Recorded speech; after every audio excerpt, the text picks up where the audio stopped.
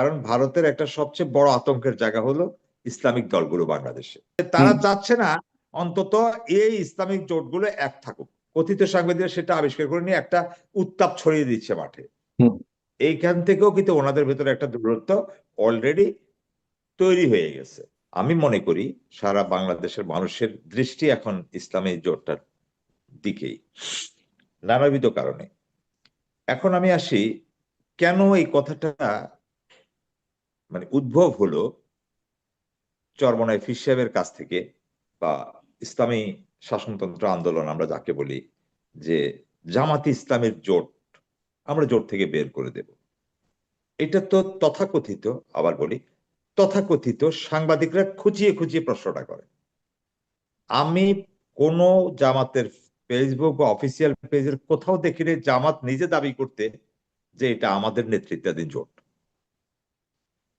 তাহলে জামাত যদি তারা নিজেরা না বলে, এখন হুম সাংবাদিকরা কষ্ট করে করে খুঁচিয়ে খুঁচিয়ে এই জোটটাকে ভাঙার জন্য, এটা একটা হুম বিভেদ তৈরি করার জন্য, একটা ভারতের এজেন্ডা তৈরি করার জন্য, এটা তো ভারতে একেবারে এখন প্রধান এজেন্ডাতে চলে গেছে। কারণ ভারতের একটা সবচেয়ে বড় আতঙ্কের জায়গা হলো ইসলামিক দলগুলো বাংলাদেশে। আর আমরা হুম যেগুলোকে বলি আওয়ামী লীগ তো নয়।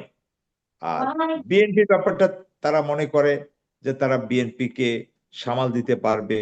বিএনপি কে যদিও তারা বিগত 18 বছরে এক বিন্দু হুম শস্য পরিমাণ ভারত কোন সহযোগিতা বলেন, সহমর্মিতা বলেন, বিএনপির সুখে দুঃখে যখন বিএনপি নির্বাচন থেকে বঞ্চিত বারবার, তখন বিএনপির পাশে দাঁড়ায়নি। যখন বেগম খালেদা জিয়াকে, মরহুমা বেগম খালেদা জিয়াকে দেশ থেকে, বাড়ি থেকে উচ্ছেদ করা হয়, তখন কিছু বলা হয়নি। ওনাকে যখন অফিসে বন্দি করে রাখা হয়, তখন তারা ফোন করে, অমিত শাহ ফোন করে খোঁজ নিয়ে পরক্ষণে আবার সেটা অস্বীকার করেছে। তো বিএনপি সুখে দুঃখে তারা ছিল না। তো এখন তারপরও তারা মনে করে যে বিএনপি কে তারা ম্যানেজ করতে পারবে, অর্থাৎ বিএনপি ম্যানেজেবল উদারপন্থী দল। এখন বিএনপি কি আহ, সিগন্যাল দিল না দিল বেগম সেটা খালেদা একটা জিয়ার ভিন্ন।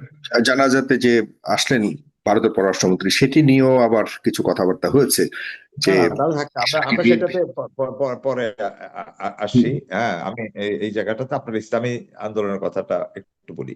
এখন কথাটা হলো থিওরি, এক বাক্স থিওরির কথা ওনারা হয়তো বলেছেন। আবার আমি হয়তো নয়, আমি বলে দিলাম হ্যাঁ ওনারা এটাকে তত্ত্বটা হাজির করেছেন, কিন্তু আমার উদ্বেগের জায়গা হলো সেখানে যে এইটা এখনো আলোর মুখ দেখার আগে আগে যে এত শর্ত, এত তর্ক, এত বিতর্ক। এখন আমার কথা হলো আজকে যদি জামাত নিজে দলীয়ভাবে অন করত যে এটা জামাতের নেতৃত্বাধীন 11 দলীয় জোট, 12 দলীয় জোট, 10 দলীয় জোট, তাহলে আমি মনে করতাম যে এটা একটা প্রেস্টিজিয়াস বিষয়। জামাত যেটাকে বলে, সেটা জামাত বলে যে কি এটা আমরা সবাই যৌথ নেতৃত্বাধীন জোট, যৌথ। আমি ভুল হলে, যেহেতু আক্তার ভাই এখন ওনাদের কাছাকাছি আছেন, নিশ্চয় আক্তার ভাই সেটা এখন আর আমার সাথে ঝগড়া করবেন না। হ্যাঁ, তারপরে এখন উনি আমাকে সংশোধন করে দিলেন জামাতের স্ট্যান্ডটা এই জায়গায় কিনা। তবে আমি যতটুকু জামাতের রাজনীতিকে দেখার সুযোগ হয়, আমি দেখি জামাতে এই কথাটা বলে। কিন্তু এখানে মূল লক্ষণীয় বিষয় হলো যে কি কিছু এজেন্ডাদারী সাংবাদিক, কিছু পেজ সাংবাদিক, আমি দেখেছি যে তাকে, ওনাকে ইরিটেটেড করা হয়, একটার পর একটা প্রশ্ন মানে জর্জরিত করা হয়। অর্থাৎ জামাতের মুখ দিয়ে যেটা বলেনি সাংবাদিকরা সেটা আবিষ্কার করে নিয়ে, কথিত সাংবাদিকরা সেটা আবিষ্কার করে নিয়ে একটা উত্তাপ ছড়িয়ে দিচ্ছে মাঠে। এইখান থেকেও কিন্তু ওনাদের ভেতরে একটা দূরত্ব অলরেডি তৈরি হয়ে গেছে। এর এবার দূরত্ব আসি আমি তৈরি হয়েছে, এটাকে বাস্তবতার আপনি মানে নিরিখে যে যে কথাটা। সাংবাদিকদের উপরে দায় দিতে চাচ্ছেন?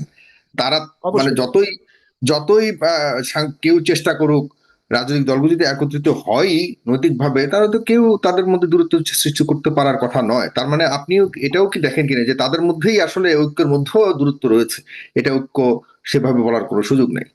এখানেই তারা না, হয়তো সামনে নির্বাচন। নানা খেলোয়াড় যেহেতু ভিতরে খেলছে, সুতরাং সেখানে ফাটল ধরানোর যখন বারবার এক জায়গাতে নক করা হবে, একটা সম্পর্কে আমরা যখন প্রেম করব তখন বারবার নক করলে, যখন মানে আপনি 10 বার নক করবেন তখন আস্তে আস্তে আপনি 10টা চিঠি লিখলে একটা চিঠির উত্তর পাবেন। ঠিক যেরকম আমরা আমাদের মানে তারুণ্যের সময় আমরা যখন যে এইভাবে দেখে আসছি, এখন আপনি কোথাও ফাটল তৈরি করতে চাইলেও প্রতিদিন যদি খুনসুটি দিতে থাকেন, একটু ফাটল তো গ্যাপ তো তৈরি হবে। আর এখানে হুম নানাবিধ খেলোয়াড়রা যেহেতু জড়িত হয়ে গেছে, আমি তো বললামই হ্যাঁ যে তারা হুম চাচ্ছে না অন্তত এই ইসলামিক জোটগুলো এক থাকুক। যার কারণে আমরা গতকালকে দেখলাম কি 101 জন আলেমকে নিয়ে একটা বিবৃতি নিয়ে আসলো। মিডিয়াতে। হুম 100 আলেমের ভিতরে আমি দেখলাম অনেকজন বলছেন যে আমরা এটা জানি না, এই বিবৃতি আমরা সাইন করি নাই। হুম এখন কথাটা হলো যে কি, এটা হলো বিভিন্ন, এই একটা অংশ, ভারত একটা অংশ, এই যে কথিত সাংবাদিকরা একটা অংশ, তার কোনো খায় কাজ দেয়। এখন জামাত যদি বলে আমাদের নেতৃত্বে আসো, জামাত হুম এক জায়গায় বলছে, বারবারই একই কথা বলে যে আমরা নির্বাচনী আসন সমঝোতাটা ওইভাবে দেখছি। কিভাবে দেখছি? যে যেখানে জয়ী হতে পারবে আমরা সেখানে ছেড়ে দেব। এবং জামাতের আমির সাহেব, আমি যদি ভুল না করে থাকি, জামাতের আমির সাহেব এমন কথা বলেছেন, যদি প্রয়োজনে দলের স্বার্থে, ইসলামের মানে আমাদের জোটের স্বার্থে যদি আমার আসন ছেড়ে দিতে আমি সেটাও দিব। সুতরাং এখানে তো সংকট থাকার কথা না। কিন্তু বিষয়টা আমি যে জায়গায় উদ্বেগ খুব বেশি রিয়েক্ট করে, যেটা জামাত করে না। আপনি দেখেন অন দা আদার হ্যান্ড, কিন্তু জামাতকেও সাংবাদিক প্রশ্ন করলে কিন্তু এটা হচ্ছে না। কিন্তু মানে পীর সাহেব কেমন যেন হয়ে যায় না, আমি ব্যাপারটা বুঝি না। একটা প্র্যাকটিক্যাল জায়গাতে আমাদেরকে আসতে হবে। এবার আমি আবার একটু ওনাদের সমালোচনা করি, ওনারা এত বেশি রিয়েক্ট করেন কেন? এখন ওনারা তো ওনাদের সক্ষমতাটা, বাস্তবতাটা বুঝতে হবে। ওনাদের হয়তো হুম ভোট থাকতে পারে, কিন্তু ওরা সাংগঠনিক ভাবে তো অতটা সংগঠিত নয়। যেটা জামাত মাঠ পর্যায়ে, তৃণমূল পর্যায়ে তাদের একটা সংগঠন, চেইন অফ কমান্ড তৈরি হয়েছে। আমি বলছি, চরমনায় পীর সাহেবের অনেক ইসলামী আন্দোলনের ভোট আছে, কিন্তু হুম সাংগঠনিক একটা সুসংগঠিত, যেটাকে বলা হয় যে কাঠামো, যেটা বিএনপির আছে, আওয়ামী লীগের ছিল, যেটা বিএনপির আছে, তো এটার সমান্তরাল না হোক, এটার কাছাকাছি ফাইট দিতে হলে তো আপনাকে জামাতকে একটু মানে বিষয়টা একটু ছাড় দিতে হবে। চরমনায় পীরকে তো এটাও বুঝতে হবে, যদি আসলে ওনারা ঐক্য চান। আর যদি বলেন যে না, ওনারা অন্যান্য বারের মতো বারবার বিতর্কিত হবেন, জনগণের সামনে ওনারা হ্যাও হবেন, ওনারা লজ্জিত হবেন, হতে পারেন। কারণ ওনাদেরকে বেঈমান বলবে, মুনাফিক বলবে, ওনারা আওয়ামী লীগের সময় ফায়দা লুটেছেন, এইসব কথাগুলো আবার সামনে চলে আসবে। না হলে একটা লাস্ট মুভমেন্টে এসছে, নির্বাচনের প্রাককালে এসে জোটকে এত 8 মহা সমাবেশ করে, হ্যাঁ 8টা মহা সমাবেশ করে সেখান থেকে ওনারা ওয়াদা দিলেন যে কোনোভাবে এই জোট ভাঙবে না। সেখানে আজকে হঠাৎ করে ওনার যেগুলো, এগুলোকে ভালোভাবে নেয়ার কোনো সুযোগ আছে বলে আমি মনে করি না। আমি মনে করি যে তাহলে ওনারা মুখেই বলেন যে আমরা এক বাক্স চাই, কিন্তু এটা চাই না। কিন্তু ওনাদেরকে আগে বুঝতে হবে যে ওনাদের প্রার্থীদের যোগ্যতার বিষয়টাও তো ভাবতে হবে। যে না, এবার মানে মানে আমরা, ওনারা 300 আসনে কতজন প্রার্থীকে জিতেই আনতে পারবে। এখন কথাটা হলো, সব জায়গায় যদি মানে আমি ওই যে বললাম যে সালিশ মানি, তাল গাছটা আমার, এবং ওনাদেরকে স্পষ্ট করে আমি তো জামাতকে তো দেখি না যে জামাতকে যখন এই প্রশ্ন করা হয়, জামাত বলে যে না আমাদের ভিতরে সব ঠিক আছে, আমরা এখন পর্যন্ত সর্বোচ্চ চেষ্টা চালিয়ে যাচ্ছি। ওনারা তো রিয়েক্ট করেন কেন?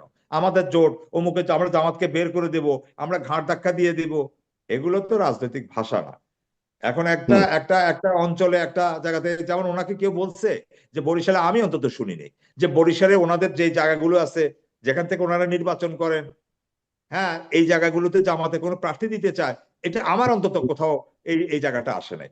বরং বরিশালেও তো ব্যারিস্টার ফুয়াদকে নিয়ে মানে জামাত বা একটা সমর্থন দেওয়ার ক্ষেত্রে একটা মানে দোদুল্যমানতায় ভুগতেছে, শুধুমাত্র ওনাদেরকে সম্মানিত করার জন্য। এখন ওনারা তো ব্যারিস্টার ফুয়াদের বিষয়টা একটু বিবেচনায় নিতে হবে। একটা বরিশালে যদি 10টা আসন থাকে, 10টা আসনই ওনারা নিতে হবে, একটা আসনও মানে ছাড় দিবেন না, এরকম মনোভাব থাকলে তো আবার হবে না।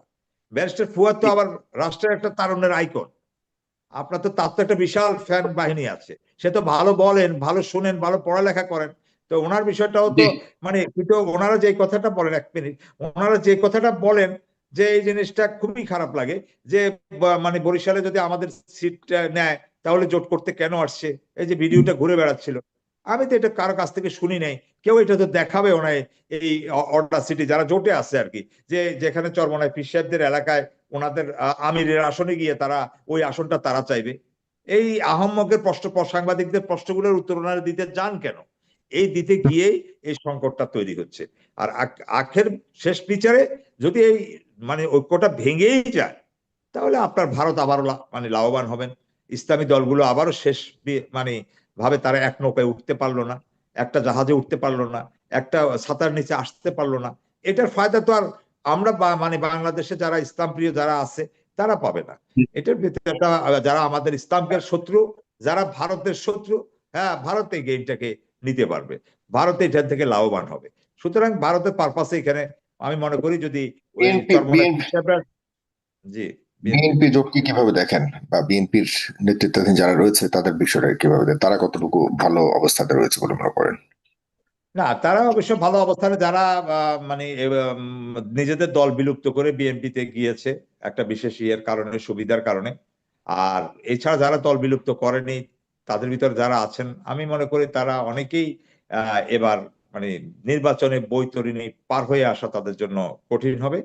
আর বিএনপি তাদের অন্যান্য যে নিজস্ব যে আসনগুলো আছে সেখানে বিএনপি নিঃসন্দেহে ভালো করবে, সেটা তো বলা বাহুল্যই।